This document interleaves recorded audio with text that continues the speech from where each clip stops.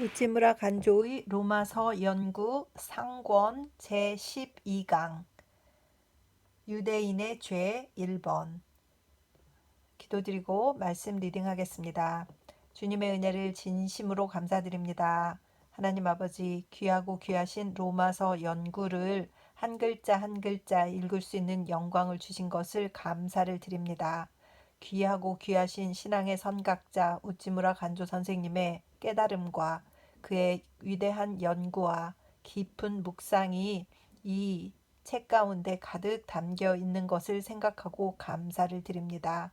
같은 신앙으로 눈뜨게 하여 주시옵시고 같은 신앙으로 배울 수 있게 하여 주시옵시고 우리 귀하고 귀하신 사도 바울의 가르침을 잘 배워서 그리스도인으로서 알아야 될 것들을 잘 알고 갈 수 있는 귀하고 귀한 이 기회를 마련하여 주시옵소서. 축복하여 주시옵소서. 알 수 있게 하여 주시옵소서. 같이 듣는 형제들에게 같은 은혜로 함께하여 주시옵소서. 감사드리며 고마우신 우리 주 그리스도 예수님 이름 받들어 기도드립니다. 아멘. 오늘은 로마서 2장입니다. 2장을 다 읽고 이 말씀을 읽는 것이 맞을지 중간중간에 말씀이 나오기 때문에 그냥 넘어가면서 바로 읽어야 될지 사실 잘 판단이 서지를 않아요. 근데 사이사이에 말씀이 많이 나오니까 그냥 읽도록 하겠습니다. 만약에 읽어가면서 2장을 한번 다 읽어야겠다 싶으면 그때 읽도록 그렇게 하겠습니다. 유대인의 죄 제 로마서 2장 지나간 두 번의 강의에서 설명한 대로 1장 18절 이하에서 32절까지는 단지 이방 사람의 죄악만을 지적했다. 바울은 강경한 말로 그리스 사람의 지혜와 로마 사람의 힘을 쳐부순 것이다. 그리고 그는 다시 2장에서는 자기 동포인 유대 사람의 죄악을 지적한다. 물론 그는 동포가 미워서 그들을 나쁘게 말하는 것이 아니다. 사랑하기 때문에 그들을 도의의 법정에 호소하는 것이다. 그는 그 형제와 고륙을 위해서라면 혹은 그리스도를 떠나 멸망에 이른다 하여도 그것을 감내하겠다고 했다. 동포가 구원을 얻지 못하는 동안은 그에게 큰 근심과 마음에 끊임없는 아픔이 있었다. 그런데 사람이 구원받기 위해서는 먼저 죄를 알아야 한다. 구원의 기쁨을 전하는 복음은 죄인임을 스스로 인정하는 사람만이 받을 수 있다. 바울은 사랑하는 동포를 복음의 은혜의 단비에 적시게 하려고 먼저 이를 꾸짖는다. 더구나 그는 세상 사람이 다 하나님 앞에 죄 있는 자로 인정된다. 3장 9절라는 것을 전제 조건으로 내세운다. 이방인의 죄악을 지적한 후에 당연히 유대인의 죄악을 지적할 순서가 된 것이다.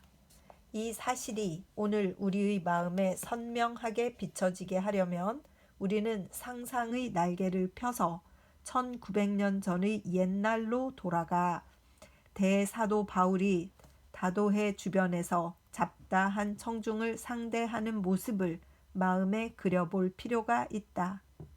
청중의 종류는 잡다했지만 국적으로 보아 유대인과 이방인으로 크게 나눌 수 있다. 그 이방인을 향하여 바울은 먼저 죄악의 무거움과 퇴폐의 격심함을 심하게 나무랬을 것이다. 그 호된 꾸중을 듣고 그들은 한마디 말도 할 수 없이 머리를 숙였을 것이다. 그러는 동안 청중 가운데 유대인은 고소하게 느꼈을 것이다. 평생 선민이라 하여 스스로를 높이며 하나님과 율법을 자랑하며 율법이 없는 이방인을 멸시해온 거만하고 집요한 유대인은 바울의 이 이방인 배격에 접하고 매우 통쾌하게 여겼을 것이다. 그러나 바울은 여기서 또한 그가 단골로 쓰고 있는 국면 전환의 수법을 썼을 것이다. 그리하여 이번에는 성중 가운데 있는 유대인에게 그 날카로운 창끝을 겨냥했을 것이다. 자기를 깨끗하다 하여 이방인의 죄를 책하는 그들이 사실은 똑같은 죄를 범하고 있다는 사실을 지적하고 도리어 그들이 죄악의 성결의 가면을 쓰고 있는 만큼 더욱 심각한 것임을 지적한다.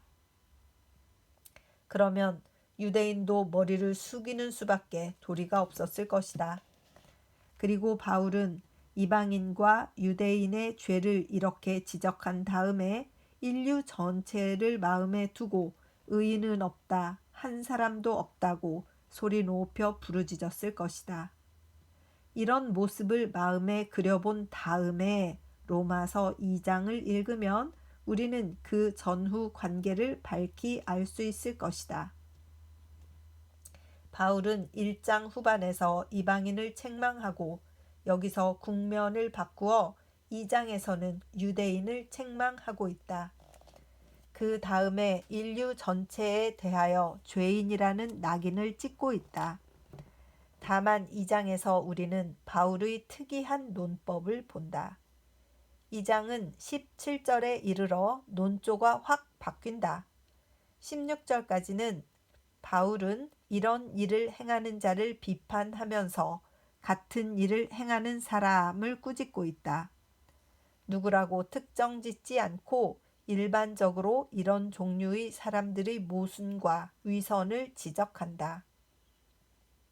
17절 이하에서는 정면으로 유대인을 꾸짖고 있다. 전반에서도 은연중에 유대인을 꾸짖었다. 그렇다면 바울의 논법은 먼저 포격으로 적의 진영을 무너뜨린 다음에 보병의 돌격전으로 들어가는 공격법이다. 먼저 원리를 제시하고 그 다음에 이를 유대인에게 적용한다. 참으로 그들의 목을 죄는 논법이다. 여기서 바울의 용의 주도함과 성스러운 기교를 우리는 인정하지 않을 수 없다.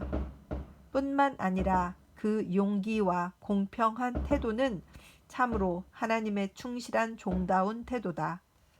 먼저 1절부터 3절까지를 적어보자. 1. 그러므로 남을 심판하는 사람아, 내가 누구이든 핑계할 수 없다. 내가 남을 심판하는 것은 너도 같은 일을 행하기 때문이다. 2. 이같이 행하는 자를 정죄하는 하나님의 심판은 진리에 합당한 줄로 우리가 안다. 3. 이런 일을 행하는 자를 심판하면서 같은 일을 행하는 사람아, 내가 하나님의 심판을 피할 줄로 생각하느냐. 1절 첫머리에 그러므로라 하여 앞의 기사와 연결시키고 있다. 1장 끝절에는 이런 일들을 행하는 자는 죽음에 해당한다는 하나님의 정하심을 알고도 오히려 스스로 행할 뿐 아니라 이를 행하는 자를 기뻐하였다고 하였다. 스스로 이런 죄를 행할 뿐만 아니라 이를 행하는 자를 기뻐하는 것이야말로 율법을 모르는 이방 사람의 죄의 특징이다. 그렇다면 감히 묻겠다. 이런 죄를 짓는 자를 심판하면서 사실은 자기가 남몰래 일을 행하는 것은 더욱 큰 죄가 아닌가?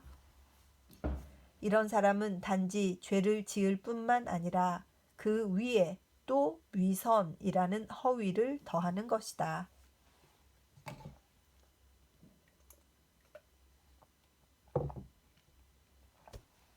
이것이 율법을 아는 자가 범하는 죄다. 지식이 있고 윤리를 배우고 악은 피하고 선은 행할 것임을 아는 자가 빠지는 죄가 바로 이것이다. 모순과 허위가 따르는 만큼 심각한 죄다. 1장 끝절에는 행하다라는 말이 3번 나오고 2장에 들어와서도 3절에 이르기까지 이 말이 4번 나온다. 이력 성서에서는 2개의 다른 말을 따로 쓰고 있다. 곧 프라소와 포이에오라는 두 개의 말을 쓰고 있다. 그런데 영역 성서는 전자 곧 프라소를 practice라 옮기고 후자 포이에오를 do라 옮기고 있다. 프라소는 습성으로서의 행위에 관한 말이며 습관적으로 어떤 일을 행하는 것을 말한다. 곧 어떤 기간 동안에 계속하는 그 사람의 상태에 대하여 말하는 말이다. 이와는 달리 포이에오는 겉에 나타난 그때그때의 외부적 행위에 관한 말이며 어떤 일을 실제로 하는 것을 뜻하는 말이다. 곧 전자는 사람의 행위를 먼저 하는 것, 선으로 본 것이고 후자는 이를 줄이네요. 줄. 다시 읽을게요. 곧 전자는 사람의 행위를 선으로 본 것이고 후자는 이를 점으로 본 것이다. 만일 한자의 행이 전자가 되고 위가 후자에 해당한다고 보면 먼저 1장 32절을 다음과 같이 고칠 수 있다. 이런 모든 일을 행하는 자는 죽음에 해당한다는 하나님의 정하심을 알고도 오히려 스스로 일을 할 뿐만 아니라 또 일을 행하는 자를 기뻐한다. 이렇게 하면 이 절의 의미가 분명해진다. 2장 1절에서 3절까지의 사이에서 행한다로 번역된 말을 원어 성서 또는 영역 성서에 따라 두 가지로 나누어 보면 그 의미가 명확해진다. 곧 1절의 끝의 이는 심판하는 너도 같은 일을 행하기 때문이다는 습성으로서의 유대인의 악행을 말한 것이다. 또 2절의 이같이 행하는 자도 마찬가지다. 다음에 3절은 이런 일을 행하는 자, 즉 습성으로서를 심판하면서 같은 일을 하는, 즉 낱낱의 행위로서의 사람아가 된다.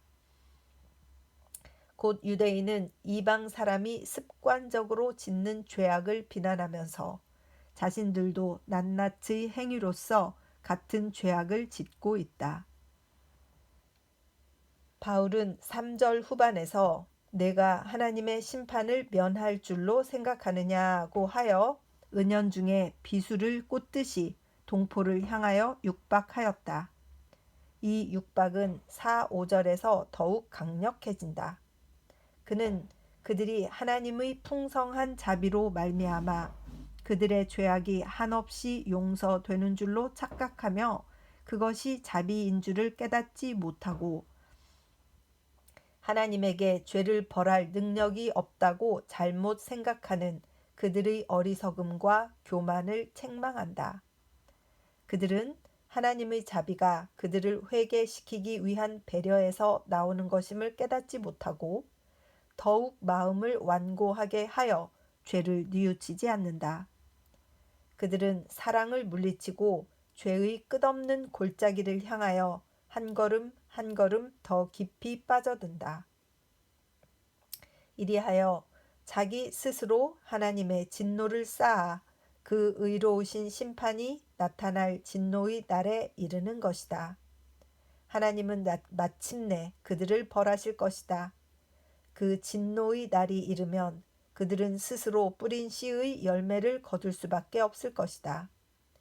아, 그 무서운 심판의 날이여. 그때의 우리 동포의 비참한 운명이여. 아, 그때 내 눈이 멀어 그것을 보지 말았으면, 내 귀가 먹어 그 부르짖음을 듣지 말았으면. 그러나 하나님의 율법은 엄연히 존재한다. 올 것은 마침내 오고야 만다. 바울은 동포를 위하여 깊이 걱정하면서 하늘처럼 밝은 하나님의 진리를 엄숙히 선언하고 있다. 다음의 6절에서 그는 하나님은 각 사람에게 행한 대로 갚아주신다는 강한 단정을 내린 후에 7, 8절에서 이렇게 말한다. 7. 참고 견디며 선을 행하여 영광과 명예와 썩지 않는 것을 구하는 자에게는 영생으로서 갚으신다. 8. 그러나 싸움을 하며 진리를 쫓지 아니하고 불의를 쫓는 자에게는 분노와 환난과 곤고로서 갚으신다. 괄호 열고 이 중에 환난과 곤고라는 말은 9절에 속할 것이지만 편의상 8절에 포함시켜 두었다. 괄호 닫고 7절을 이렇게 번역해도 괜찮으리라고 생각한다. 다만 갚으신다는 말이 6절의 갚아주시다와 함께 좀 보상적인 냄새를 풍기는 것이 유감이다. 영생은 결코 선한 생애의 보상으로 주어지는 것이 아니다. 영생을 주시는 것은 어디까지나 은혜이다. 그러나 이 절에서는 영생의 부여가 보상이냐 은혜냐를 다루고 있지 않다.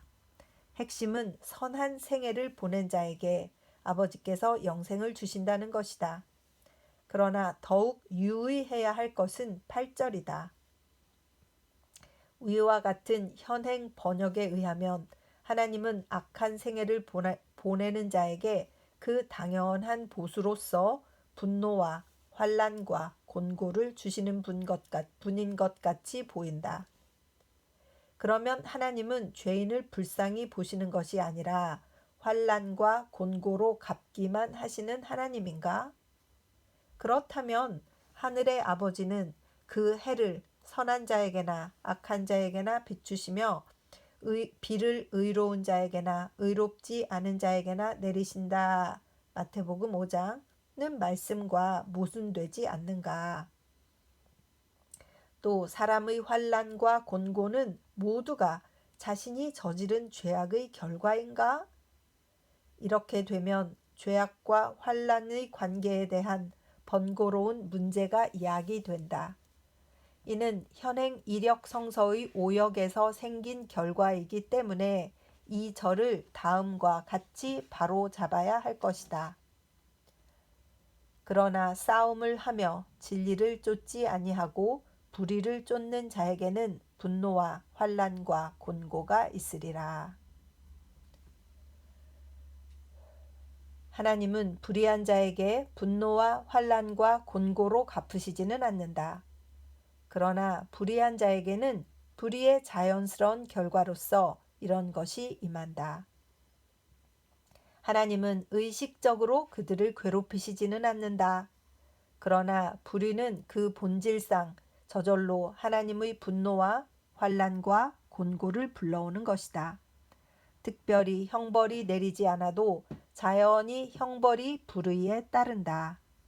불의한 자는 하나님이 벌하지 않더라도 스스로 자기를 벌하고 있는 것이다. 영생은 하나님이 주시는 것, 형벌은 스스로 불러오는 것이다. 이것이 7, 8절의 해석상 크게 주의할 점이다. 진리를 쫓지 아니하고 불의를 쫓는다는 것은 단지 낱낱의 행위를 가리켜 한 말이 아니라 그 사람의 생활 원리를 가리켜 한 말이다. 곧 그 사람의 생활의 근본 방침이 불의에 예속하는 것임을 나타낸다. 불의를 주인으로 삼고 노예처럼 그것에 끌려다니는 것이 불의를 쫓는 것이다. 곧 자기 자신을 죄라는 독주에 절여서 인생의 원리로서 불의에 그 몸을 맡기는 일이다. 이것은 죄 중의 죄요 온갖 악의 근원이다. 거기에서 떠나 진리를 쫓는 것이 회개다. 진리를 쫓느냐 불의를 쫓느냐 사람은 어느 하나를 택해야 한다. 분노와 환난과 곤고는 유대인을 비롯하여 그리스 사람과 모든 악을 행하는 사람에게 미친다. 이와 반대로 유대인을 비롯하여 그리스 사람과 모든 선을 행하는 사람에게는 영광과 명예와 평안이 주어진다. 9절에서 10절. 영광은 하늘의 빛으로 덧입는 완전하고 깨끗한 상태이고, 명예는 아버지의 칭찬을 받는 가운데 영원한 영예를 얻는 일, 평안은 위의 두 가지에 따르는 영혼의 상태이며 이 세상에서 맛보는 것보다 더욱 진전되고 완성된 것을 가리킨다. 곧 세 가지가 모두 내세에서 실제로 얻을 수 있는 것이다. 그리고 또 유의할 것은 악을 행하는 자와 선을 행하는 자가 각기 받는 결과는 조금도 사람의 국적에 따라 좌우되지 않는다는 사실이다. 유대인이라도 선한 사람은 상을 받고 악한 사람은 벌을 받는다. 이방 사람이라도 선한 사람은 상을 받고 악한 사람은 벌을 받는다. 여기에 인류는 선악의 둘로 갈라져 각각 그 운명이 달라진다.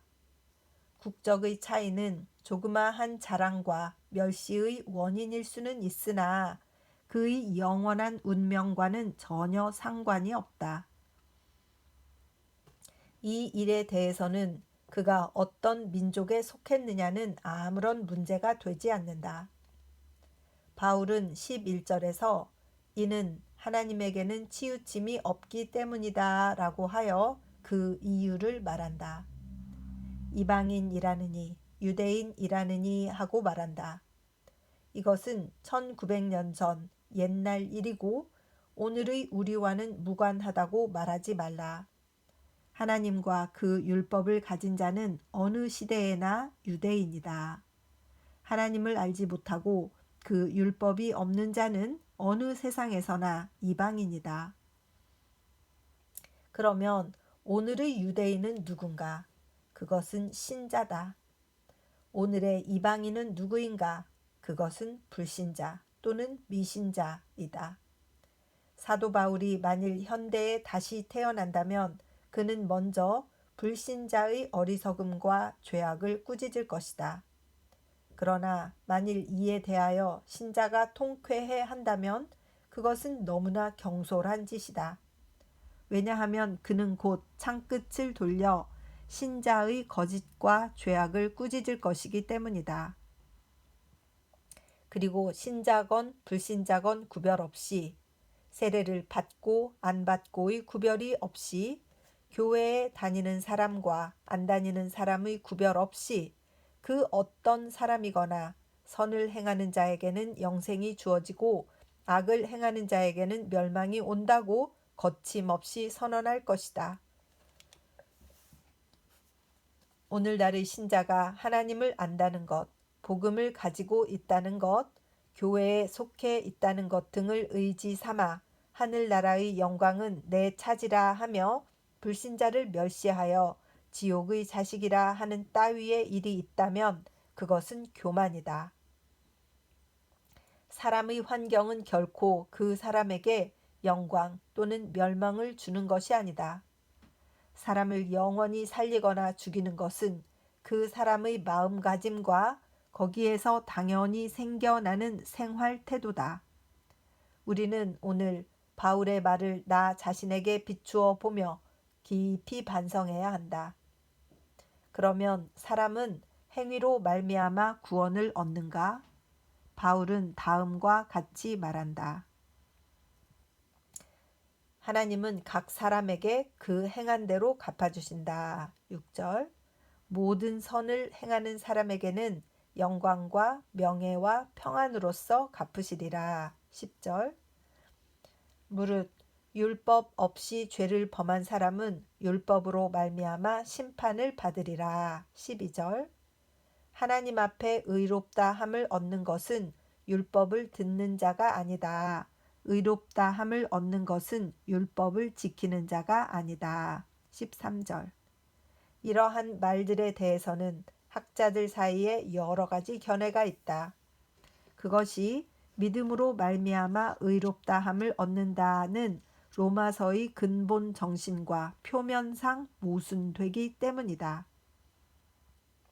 그런데 프리체와 같이 이 모순은 도저히 조화될 수 없다고 단정하는 학자도 있지만 대개는 조화시켜 보려고 노력한다. 우리는 여기서 이 어려운 문제에 대하여 복잡한 해설을 하지는 않겠다. 다만 우리가 믿는 바를 솔직히 말해두고자 한다. 먼저 주의할 것은 행위에 의한 심판은 성서적 원리 중의 하나라는 것이다. 이는 우리가 다 반드시 그리스도의 심판대 앞에 드러나 각각 선악간에 그 몸으로 행한 것을 따라 받으려 함이라. 고린도후서 5장 10절라고 하였으며, 바울 서신 이외에도 각 사람이 자기의 행위대로 심판을 받는다. 계시록 20장 13절는 말이 있다. 예수 자신의 교훈에도 요한복음에는 선한 일을 행한 자는 생명의 부활로, 악한 일을 행한 자는 심판의 부활로 나오리라. 요한복음 5장 29절라고 하였으며, 또 최후의 심판을 묘사하는 때는 반드시 행위에 의한 삶과 죽음을 가르치고 있다. 마태복음 7장 21절 이하를 보라. 또 25장 14절 및 31절 이하의 심판의 광경을 보라. 이것은 극히 명백하지 않은가. 행위에 의한 심판이 성서적 원리 중의 하나임은 털끝만한 의심을 품을 여지도 없이 확실하다. 다음에 유의할 것은 로마서 2장 전체가 유대인을 깨우치는 것이 그 목적이라는 점이다. 유대인이라 하면 하나님을 믿고 있는 것을 힘으로 삼는 백성이다. 그러나 그 신앙은 진정한 신앙이 아니다. 그들은 신앙이 있노라 하고 착각하고 자랑하면서 죄악의 한없는 늪 속에 빠져 들어간다. 이러한 사람들을 향해 그 죄를 깨닫게 하려면 행위에 의한 심판의 원리를 설명하는 것이 당연한 순서다. 그들에게 먼저 믿음으로 말미암는 의를 가르쳐 준다면 점점 더 그들이 품고 있는 잘못된 신앙에 만족하여 더욱 깊은 죄에 빠지게 될 것이다. 행위에 의한 심판은 거짓 신앙을 의지하는 사람을 향해서는 특히 강조되어야 한다. 참으로 그렇다. 곧 행위는 신앙의 시금석이다. 신앙의 참과 거짓을 알려면 행위로서 하는 수밖에 없다. 나무는 그 열매를 보고 안다. 참 신앙은 반드시 선한 행위를 낳으며 거짓 신앙은 그 반대다. 그렇다. 사람은 신앙으로 말미암아 구원을 얻는다. 그러나 거짓 신앙으로서는 구원을 얻지 못한다. 참 신앙으로 말미암지 않고는 구원을 얻지 못한다. 그런데 참 신앙에는 반드시 행위가 따른다. 이런 의미에서 사람은 행위로 말미암아 구원을 얻는다고 말할 수 있다. 심판은 행위에 따라 행해진다. 그리스도 예수 안에서는 할례나 무할례가 효력이 없으되 사랑으로서 역사하는 믿음뿐이니라. 갈라디아서 5장 6절라고 말했다. 바울은 갈라디아서에서 말했다. 또한 그는 할례나 무할례가 아무것도 아니로되 오직 새로 지으심을 받은 자 뿐이니라. 갈라디아서 6장 15절라고 말했다. 사랑으로서 역사하는 신앙, 곧 선행으로서 나타나는 신앙, 이것이 참 신앙이다. 이런 의미에서 사람은 선행으로 말미암지 않고는 구원받지 못하는 것이다. 곧 불의를 쫓는 생활을 떠나고 진리를 쫓는 새 생활에 들어가 새로 지음받은 결과로서 당연히 선한 열매를 맺는 일이 있어야 사람은 마침내 구원을 받는 것이다. 신앙이 선한 행위를 낳기 전까지는 거짓 신앙이다. 거짓 신앙이 아니면 죽은 또는 잠자는 신앙이다. 참 신앙에는 참 행위가 따르고 참 행위에는 참 신앙이 따른다. 결국 이것은 같은 것의 겉과 속이다. 그러므로 사람은 신앙으로 말미암아 구원받는다. 또 사람은 행위로 말미암아 구원받는다. 둘 다 진리다. 왜냐하면 이것은 서로 같은 원리의 서로 다른 표현에 지나지 않기 때문이다. 이러한 의미에서 사람은 그 행위로서 심판받는 것이다. 예를 들어보자. 사람을 용서한다는 것은 지극히 아름다운 일이며 또 지극히 어려운 일이다. 그렇지만 사람을 용서할 수 없는 자가 과연 하나님의 용서를 받을 수 있겠는가? 남을 용서하는 데 이르지 않고는 아직 참으로 구원을 얻은 자라고 말할 수 없다. 엄밀한 의미에서 남을 용서할 수 없는 자는 크리스천이 아니다. 하나님은 각 사람에게 그 행한 대로 갚아주시는 하나님이시기 때문에 남을 용서할 수 없는 자도 아마 영광 가운데 들어가지 못할 것이다. 그러나 걱정할 필요는 없다. 우리에게 참 신앙이 주어지면 남을 용서하기가 어렵지 않게 된다. 그렇지.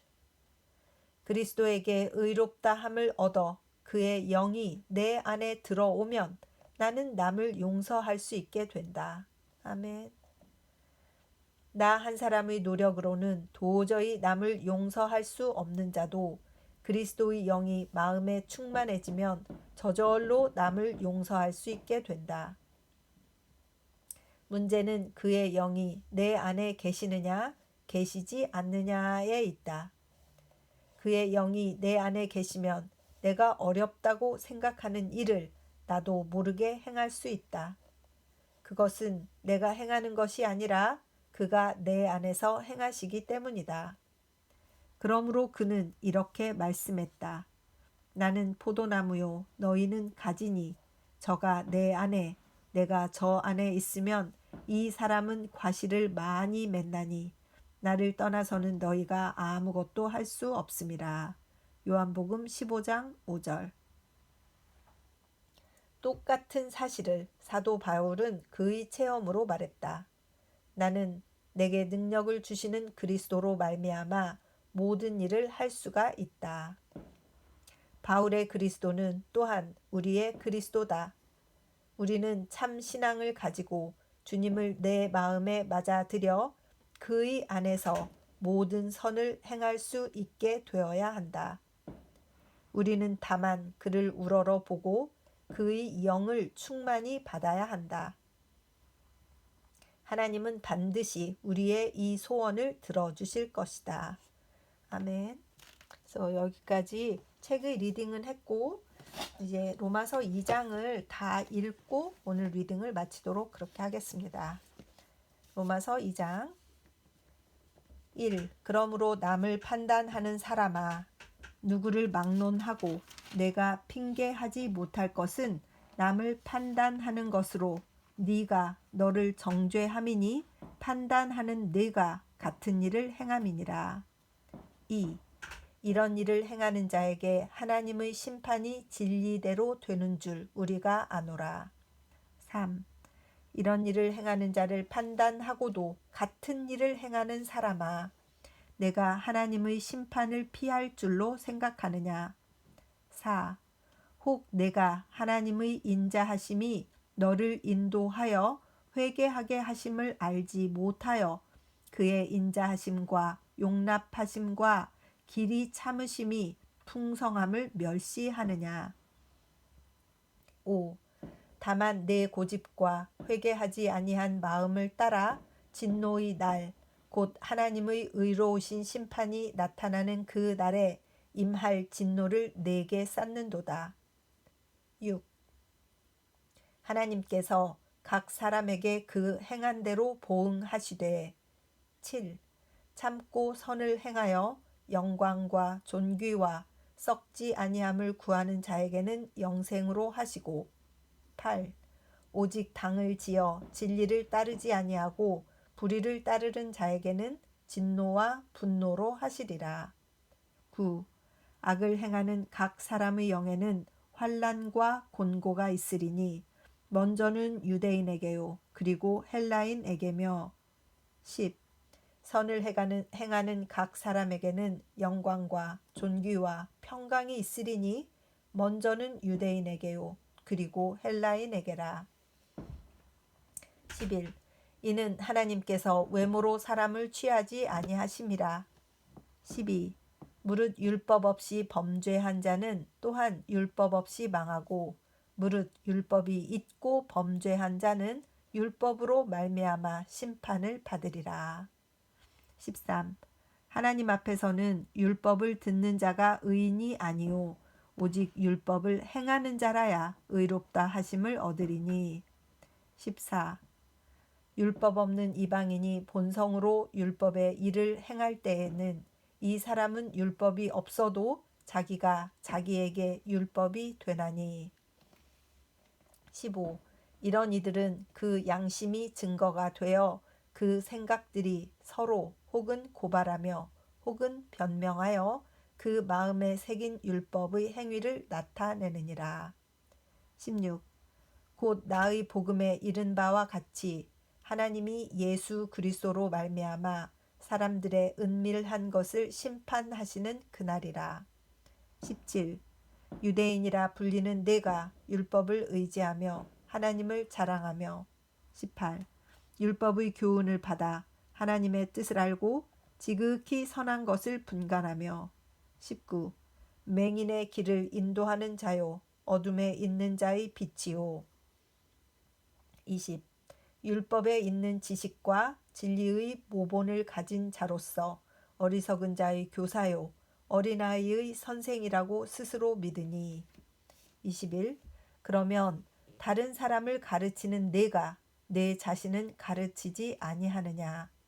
도둑질 하지 말라 선포하는 내가 도둑질 하느냐? 22.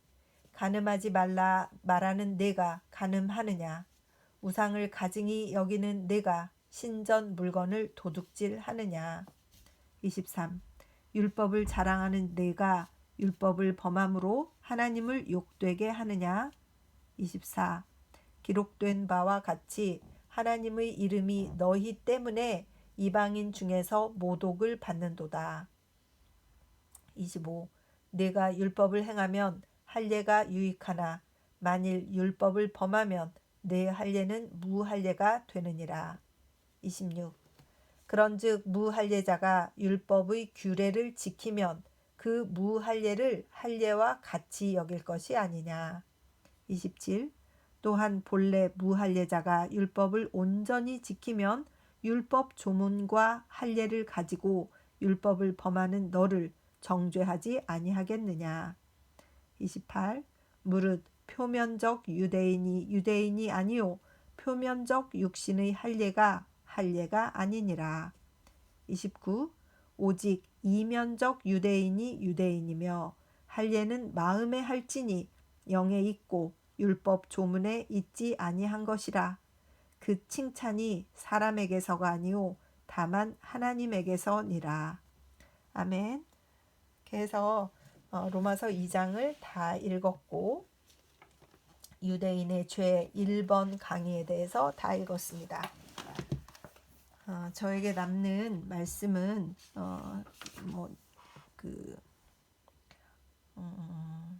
앞 뒤가 겉과 속이 똑같다는 거예요. 참 신앙에는 참 행위가 따르고 참 행위에는 참 신앙이 따른다. 그러니까 우리가 가끔 믿음으로써 그냥 구원을 받는 건데 행위로 또 심판을 받는 거야? 이게 엄청 헷갈리는데 이렇게 얘기를 하는데 그것은 겉과 속의 차이인 것이고 겉과 속이 사실은 똑같은 것이기 때문에 이것이나 저것이나 같은 원리인데 다른 표현을 썼을 뿐이다 라고 이해하신 것이 무엇인지를 로마서 2장을 읽으면서 좀 이해를 할 수 있는 그런 말씀이었습니다. 기도드리겠습니다. 사랑이 많으신 우리 하나님 아버지의 은혜를 진심으로 감사드립니다.